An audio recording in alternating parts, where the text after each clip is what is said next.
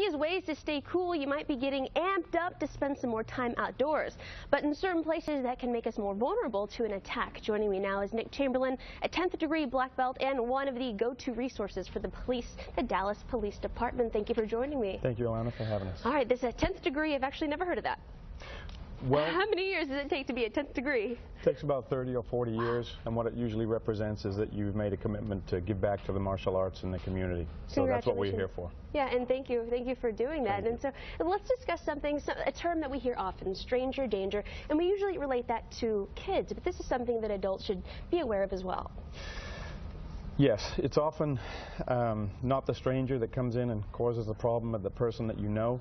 The visual thing that everyone thinks of is someone sneaking out of the bushes or jumping on them as they go jogging, but usually it's the person that you know in the neighborhood that's already got sort of a relationship. They have an opportunity to attack you. Oh, this is something that we all need to address, and we're going to be doing that with our viewers today. But along with working with the Dallas Police Department, you also teach self-defense classes, and that'll help us if we're ever in that situation.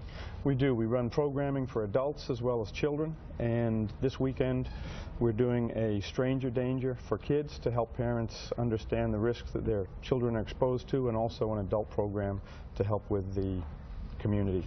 All right, and then of course you're going to be addressing some things that maybe we haven't heard of in some time, or even just ways to stay more safe out in public in that stranger danger. Yes, we're going to be covering how to be aware of your situation and the surroundings, and the basic strategies that you're going to use to stay safe.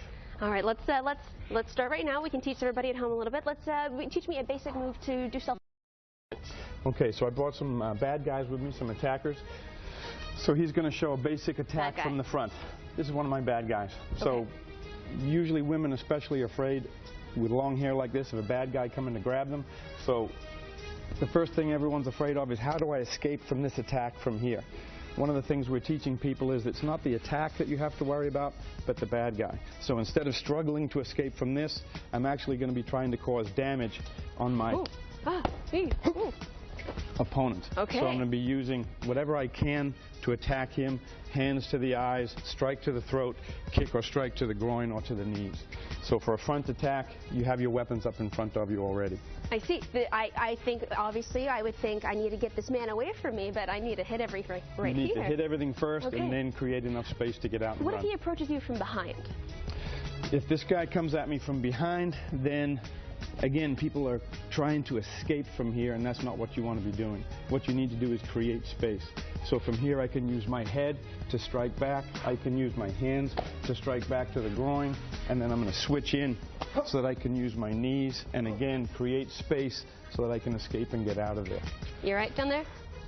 He's okay. All right, very good. All right, and I know you, all good things to remember: to attack the person, not necessarily where you're being attacked. Yes. And I know you brought a board for us today because you're going to show us how to break it.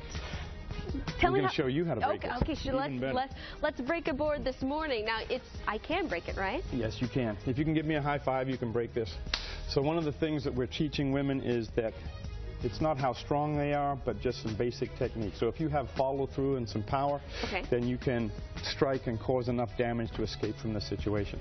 So if, again, give me a high five, that'll break it. And this would be about the same as busting someone's nose or poking them in the eyes from here. All right, so I'm going to high five the board. You're going to high five the board and just go right through it. Okay, here we go. Just like yes. Oh, hey, so yeah. Easy from that felt good. Yeah. All right, now if that was somebody's nose, they would not have a good day for the rest of the day then. No, what happens is people think, if this is my bad guy from here, I need to be punching to get out of there. It doesn't take that much power if I'm hitting this guy, whereas if I'm striking to the face, striking to the groin, striking to the throat, you can cause enough damage, even as a lady, to get out of there and escape.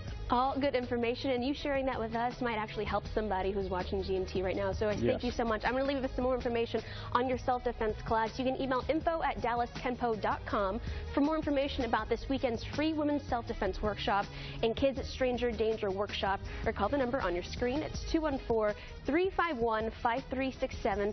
Police will offer Q&A safety tips as well. And remember, all the money raised for the break-a-board for a buck goes to the Genesis Women's Shelter. So all good stuff is going back to a good cause. Nick, thank you for being here. Thank you very much.